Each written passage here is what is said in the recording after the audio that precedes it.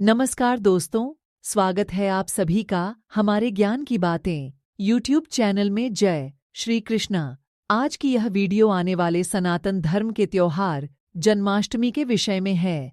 मैं सभी सनातनी भाइयों और बहनों को जन्माष्टमी की बधाई देती हूँ। आइए गुरुजी से सुनते हैं क्या कहते हैं इसके बारे में।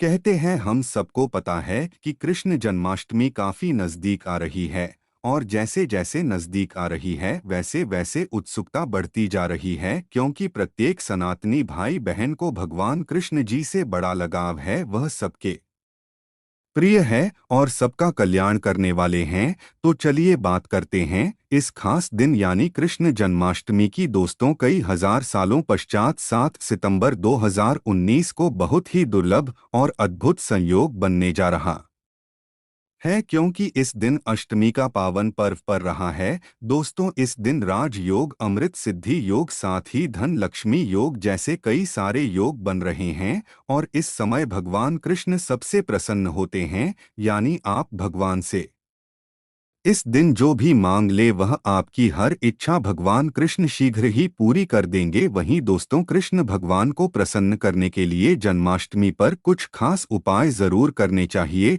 जो कि आपकी किस्मत बदल सकते हैं और आपको मालामाल बना सकते हैं। यदि आप भी अपने जीवन में भगवान कृष्ण की कृपा पाना चाहते हैं तो इस वीडियो को लाइक करके कमेंट में राधा कृष्ण लिखना ना भूलें। दोस्तों, आज की इस बेहद ही सुंदर वीडियो में आपसे बात करेंगे कृष्ण जन्माष्टमी वर्ष 2023 में कब मनाई जाएगी, किस दिन आप जन्माष्टमी का व्रत रखेंगे और कृष्ण जन्माष्टमी की पूजा का शुभ मुहूर्त क्या रहेगा। इसके अलावा हम आपको बताएंगे कि जन्माष्टमी के व्रत का पारण के समय किया जाएगा और जन्माष्टमी की संपूर्ण पूजा विधि क्या है। इस दिन में कौन से उपाय है जिसको करने से आपकी किस्मत चमक जाएगी और आपकी मनोकामना पूरी हो जाएगी। दोस्तों, यह पर्व भगवान श्री कृष्ण जी के जन्मोत्सव के रूप में मनाया जाता है। भगवान श्री कृष्ण का भादो मास के कृष्ण पक्ष की अष्टमी तिथि को रोहिणी नक्षत्र में हुआ था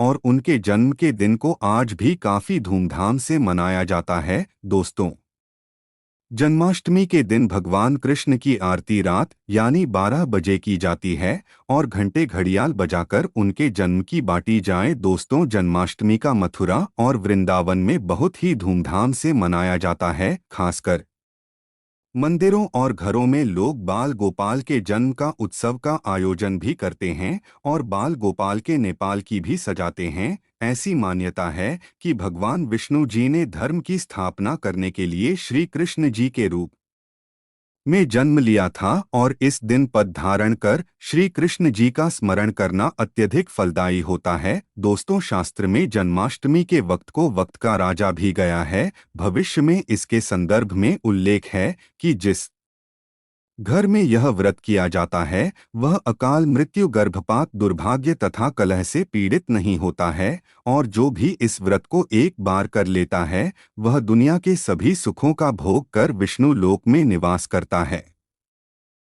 दोस्तों, इस दिन लोग पूरा दिन भर उपवास रखते हैं। आपको बता दें कि जन्माष्टमी का व्रत अष्टमी तिथि से शुरू होता है और इस व्रत का पारण नवमी तिथि में ही करना चाहिए, तब इसका पूरा फल होता है। और जो लोग इस व्रत को रखे उन्हें सुन की रात में हल्का व सात्विक भोजन करना चाहिए, साथ ही ब्रह्मचर्य का पालन करना चाहिए। दोस्तों, जन्माष्टमी के व्रत के दिन कुछ लोग निर्जला रहते हैं तो वहीं कुछ लोग फलाहार करके भी इस व्रत को पूरा कर सकते हैं। दोस्तों, जन्माष्टमी के दिन प्रातः काल जल्दी उठकर स्नान आदि कर स्वच्छ वस्त्र धारण करें। इसके पश्चात पूर्व या उत्तर दिशा की ओर मुंह करके बैठ जाएं और अपने हाथ में थोड़ा सा जल पुष्प अक्षत ले लें और जन्माष्टमी का संकल्प करें। इसके पश्चात भगवान कृष्ण जी की पूजा करें। आपको बता दें कि भगवान श्री कृष्ण जी की पूजा निश्चित काल यानी आधी रात में करने की परंपरा रही है और किसी किसी घरों में रात 12 बजे भगवान कृष्ण जी का जन्म भी किया जाता है। तो जो लोग कृष्ण जी का जन्म रात में करते हैं वे नाल छेदन भी करते हैं, तो उनके लिए बता देते हैं कि 12 बजने से कुछ घंटे पहले ही एक पत्ते वाला खीरा और कुछ थोड़ा सा काटकर उसमें लड्डू गोपाल को बिठा दें। जब 12 बजे तो भगवान को उस खीरे से बाहर निकालकर एक सिक्के की मदद से खीरे को काट दें। इसे लाल छेदन कहा जाता है। इसके पश्चात उन्हें सबसे पहले शुद्ध जल से स्नान कराएं, फिर उन्हें पंचामृत दूध दही घी शहद और शक्कर से स्नान कराएं। तत्पश्चात गंगा जल से स्नान कराएं। इसके पश्चात शुद्ध जल से स्नान कराने के पश्चात उन्हें साफ कपड़े से पहुँचकर उन्हें नए सुंदर चमकीले वस्त्र धारण कराएं और उनका श्रृंगार करें। इसके पश्चात उन्हें झूले या सिंहासन में करें ध्यान। इस दौरान आप कृष्ण नाम का जाप करते रहें या राधे राधे बोलते रहे या श्री कृष्ण जी के किसी भी मंत्र का जाप करते रहें। दोस्तों, अब आप लड्डू गोपाल की विधिवत पूजा करें, उन्हें चंदन का तिलक लगाएं, फूल माला अर्पित करें और उन्हें भोग लगाएं। भोग में आप माखन मिश्री पंचामृत नारियल से बनी मिठाई या धनिये की पंजीरी का भोग लगाएं। ध्यान रहे उसमें तुलसी का पत्ता जरूर डालें। इसके पश्चात धूप दीप जलाकर भगवान श्री कृष्ण जी की आरती जरूर करें और लड्डू गोपाल को इस दिन झूला झुलाया। दोस्तों, जन्माष्टमी की रात को लोग रात्रि जागरण करके भजन कीर्तन शो आदि भी करते हैं। इससे आपको शुभ फल की प्राप्ति होती है। दोस्तों, शास्त्र में जन्माष्टमी के वक्त को वक्त का राजा भी गया है। भविष्य में इसके संदर्भ में उल्लेख है कि जिस घर में यह व्रत किया जाता है वह अकाल मृत्यु गर्भपात दुर्भाग्य तथा कलह से पीड़ित नहीं होता है और जो भी इस व्रत को एक बार कर लेता है वह दुनिया के सभी सुखों को भोगकर विष्णु लोक में निवास करता है। दोस्तों, इस दिन लोग पूरा दिन भर उपवास रखते हैं। आपको बता दें कि जन्माष्टमी का व्रत अष्टमी तिथि से शुरू होता है और इस व्रत का पारण नवमी तिथि में ही करना चाहिए, तब इसका पूरा फल होता है। और जो लोग इस व्रत को रखे उन्हें सुन कि रात में हल्का व सात्विक भोजन करना चाहिए, साथ ही ब्रह्मचर्य का पालन करना चाहिए। दोस्तों, जन्माष्टमी के व्रत के दिन कुछ लोग निर्जला रहते हैं तो वहीं कुछ लोग फलाहार करके भी इस व्रत को पूरा कर सकते हैं।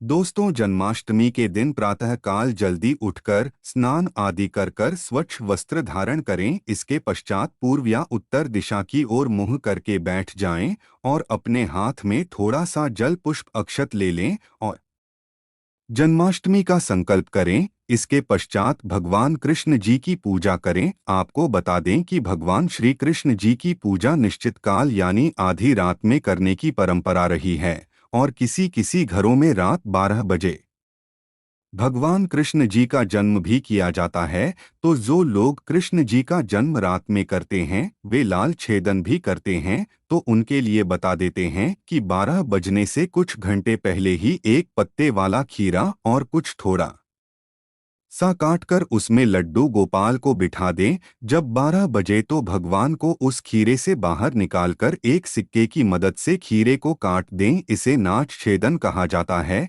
इसके पश्चात उन्हें सबसे पहले शुद्ध जल से स्नान कराएं, फिर उन्हें पंचामृत दूध दही घी शहद और शक्कर से स्नान कराएं। तत्पश्चात गंगा जल से स्नान कराएं। इसके पश्चात शुद्ध जल से स्नान कराने के पश्चात उन्हें साफ कपड़े से पहुँचकर उन्हें नए सुंदर चमकीले वस्त्र धारण कराएं और उनका श्रृंगार करें। इसके पश्चात उन्हें झूले या सिंहासन में करें ध्यान। इस दौरान आप कृष्ण नाम का जाप करते रहें या राधे राधे बोलते रहे या श्री कृष्ण जी के किसी भी मंत्र का जाप करते रहें। दोस्तों, अब आप लड्डू गोपाल की विधिवत पूजा करें, उन्हें चंदन का तिलक लगाएं, फूल माला अर्पित करें और उन्हें भोग लगाएं। भोग में आप माखन मिश्री पंचामृत नारियल से बनी मिठाई या धनिये की पंजीरी का भोग लगाएं। ध्यान रहे उसमें तुलसी का पत्ता जरूर डालें। इसके पश्चात धूप दीप जलाकर भगवान श्री कृष्ण जी की आरती जरूर करें और लड्डू गोपाल को इस दिन झूला झुलाया। दोस्तों, जन्माष्टमी की रात को लोग रात्रि जागरण करके भजन कीर्तन शो आदि भी करते हैं। इससे आपको शुभ फल की प्राप्ति होती है। आपको बता दें, कुछ लोग रात्रि की पूजा के पश्चात ही अपने व्रत का कारण करते हैं और कुछ लोग अगले दिन सूर्योदय के पश्चात। ध्यान रहे कि आप प्रसाद खाकर ही अपने व्रत का पारण करते हैं। तो दोस्तों, चलिए अब जानते हैं कि वर्ष 2023 में का पर्व को कब मनाया जाएगा।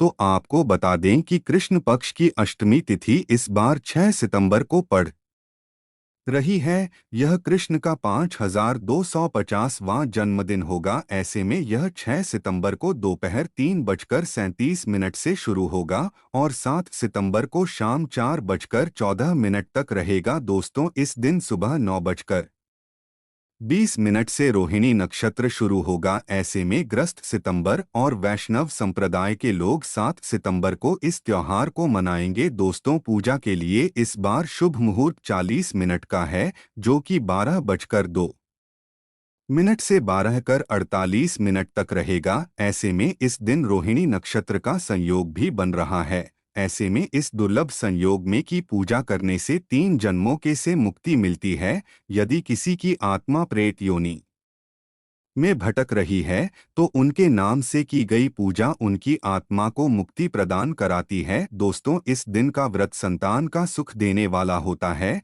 ऐसे में इस बार का व्रत करना ना भूलें। साथ ही जो इस व्रत को शुरू करना चाहते हैं, इस बार उनके लिए सबसे अच्छा मौका भगवान श्री कृष्ण की कृपा पाने के लिए। ऐसे में फिर आप भी इस व्रत को शुरू कर सकते। तो दोस्तों, चलिए अब जानते हैं जन्माष्टमी के व्रत कथा, जिसको पढ़ने या सुनने मात्र से ही सभी लोगों के सारे पाप धुल जाते हैं और सभी मनोकामनाएं पूरी हो जाती हैं। दोस्तों, स्कंद पुराण के मुताबिक यदुवंश के राजा उग्रसेन का राज चलता था। उग्रसेन का सबसे बड़ा पुत्र कंस, जिसकी चचेरी बहन देवकी थी। कंस अपने ही पिता को जेल में डालकर स्वयं राजा बनकर राज लगा और दूसरी ओर कश्यप ऋषि का जन्म राजा सूर्य के पुत्र के रूप में वासुदेव का जन्म हुआ। आगे चलकर वासुदेव का विवाह देवकी से संपन्न हुआ और देवकी को विदा करने के दौरान एक आकाशवाणी होती है, कंस आज जिस बहन को इतने प्यार से विदा कर रहा है,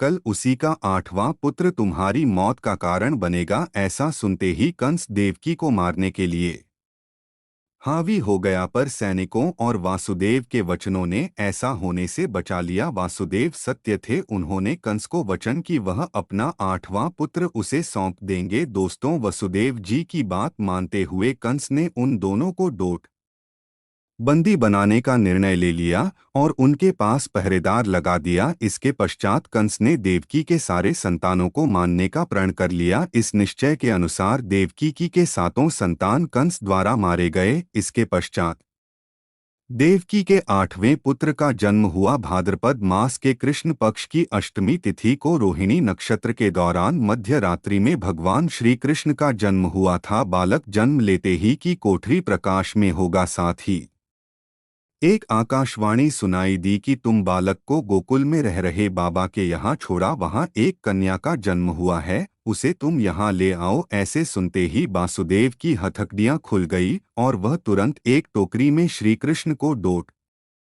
रखकर इसे माथे पर लादे गोकुल की ओर निकल पड़े। रास्ते में यमुना नदी बाल कृष्ण के चरणों को स्पर्श करने के लिए उफान पर आ गए। फिर चरण स्पर्श करते हुए पूर्ण शांति बढ़ गया। फिर इसके पश्चात वासुदेव ने अपने पुत्र को यशोदा मैया के बगल में सुलाकर वहां से कन्या लेकर वापस कारागार लौट आए। तत्पश्चात जेल के दरवाजे अपने आप बंद हो गए। उनके हाथों में फिर से हथकड़ी लग गए। इसके पश्चात सारे पहरेदार भी उठ गए और कन्या के रोने की आवाज आने लगी। सूचना मिलते ही इन्हें कारागार से कन्या को लाया और उसे मारने के प्रयास किया, लेकिन वह आकाश में उड़ गई और बोली, अरे मूठ, मुझे मारने से क्या होगा, तुझे मारने वाला पैदा हो चुका है। यह बात सुन कृष्ण का पता लगाकर उसे मारने का खूब प्रयास किया। आज्ञा देते हुए राक्षस भी भेजे, लेकिन कृष्ण को कोई नहीं मार सका। अंत में ने कंस का वध किया और उग्रसेन को पुनः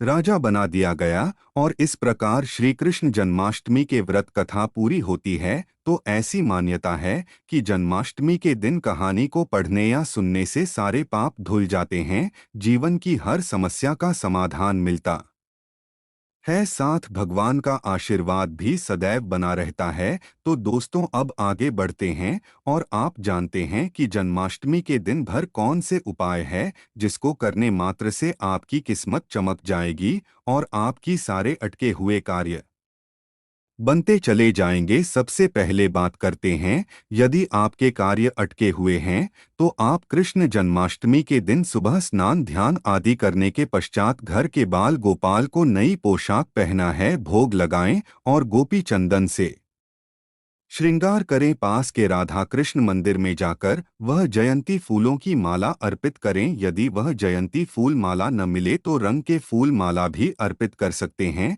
ऐसा करने से भगवान कृष्ण का आशीर्वाद मिलेगा और आपके में प्रगति आएगी। इस उपाय से भाग्य होगा आपका मजबूत। दोस्तों, जन्माष्टमी के दिन बाल गोपाल को केसर में मिश्री साबूदाने की खीर या तुलसी दल डालकर भोग लगाएं, लेकिन ध्यान रहे खीर में चीनी की जगह मिश्री की दली डाले। साथ सफेद मिठाई भी अर्पित करें। ऐसा करने से कान्हा की कृपा मिलती है और आपका भाग्य भी मजबूत होता है। इस उपाय से धान्य की कमी नहीं होगी। दोस्तों, सुख समृद्धि के लिए जन्माष्टमी के दिन बाल गोपाल की पूजा करते समय एक पान का पत्ता भी अर्पित करें। फिर पट्टे पर दूर से श्री हरि लिखे। फिर रोज उसको पूजा करने के पश्चात जहां पैसा रखते हैं वहां रख दें। ऐसा करने से घर में धन धान्य की कमी नहीं होती है और धन संबंधी समस्या नहीं होती। इस उपाय से मिलेंगे आपको शुभ समाचार। दोस्तों, जन्माष्टमी के दिन गाय और उसके बछड़े की सेवा करें, आशीर्वाद लें। इसके साथ ही गाय और उसके बछड़े की मूर्ति भी ले आए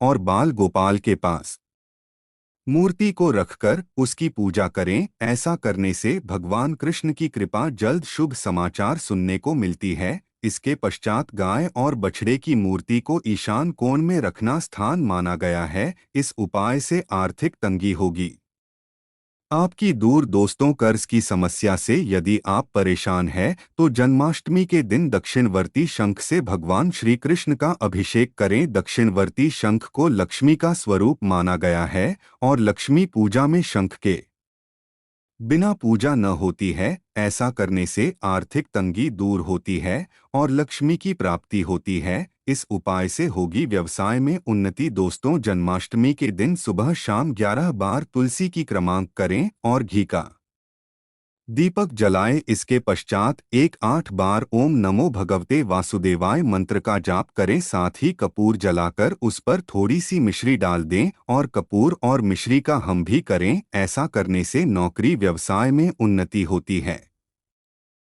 तो दोस्तों, वीडियो से विदा लेने से पहले और आपके पूरे परिवार को इस जन्माष्टमी की हार्दिक शुभकामनाएं। मैं कामना करता हूं कि जन्माष्टमी पर बाल गोपाल आपके घर ढेर सारी खुशियां लाए। अगर मुझसे इस वीडियो में कोई गलत शब्द बोला गया हो तो मैं माफ़ी चाहूँगा। तो यह थी आज खास जानकारी। आशा है कि आज की इस प्रस्तुति में बताई गई जानकारी आपको अच्छे से समझ आ गई होगी।